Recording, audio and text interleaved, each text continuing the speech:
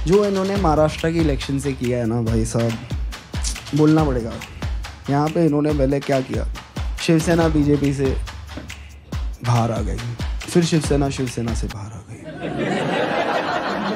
कुणाल कामरा यांनी एक व्हिडिओ केलेला होता आणि त्या व्हिडिओच्या नंतर तुमच्या पक्षाच्या कार्यकर्त्यांनी जाऊन जिथं त्यांचं शूटिंग झालं होतं त्या स्टुडिओची पूर्णपणे तोडफोड केलेली आहे। यावर तुम्ही अद्याप काही प्रतिक्रिया दिलेली नाही दिवसभरामध्ये, तुमची प्रतिक्रिया काय? खरं म्हणजे आरोपावर मी प्रतिक्रिया देतच नाही। 2.5 वर्ष सातत्याने, आता 3 वर्ष होतील, पहिल्या दिवसापासून सरकार स्थापन झाल्यापासून आरोपांच्या फैरी लोक झाडत होते।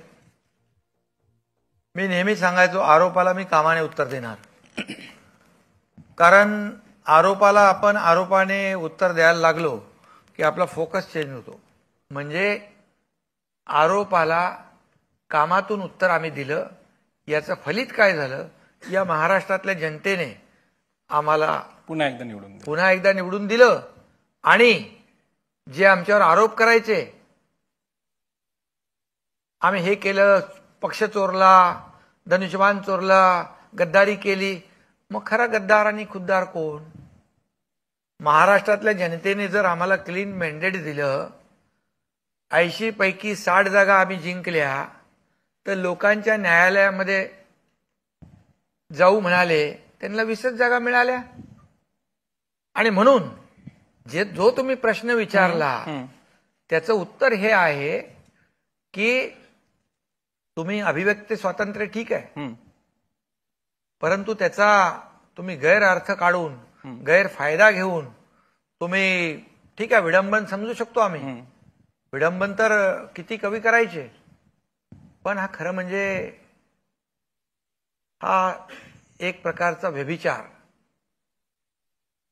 एक प्रकारचा स्वैराचार आणि एक प्रकारचा सुपारी घेऊन बोलण्याचं काम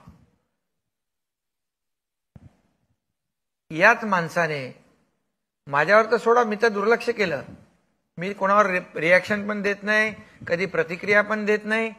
कार्यकर्ते असतात, त्यांच्या भावना असतात, पण याच माणसाने सुप्रीम कोर्टचे चीफ जस्टिस यांच्याबद्दल काय म्हटलंय बघा, याच माणसाने आदरणीय देशाचे प्रधानमंत्री मोदी साहेबांच्या बद्दल काय म्हटलंय बघा, अर्थमंत्री लाडकी बहीण म्हणतो आपण निर्मला सीतारामजी यांच्याबद्दल काय म्हटलंय बघा, तुमचे पत्रकार अर्णब गोस्वामीचा भांडला तो विमानामध्ये, त्याला 2-3 एअरलाइन्स मध्ये आतमध्ये घुसून देत नाही, बॅन केलंय।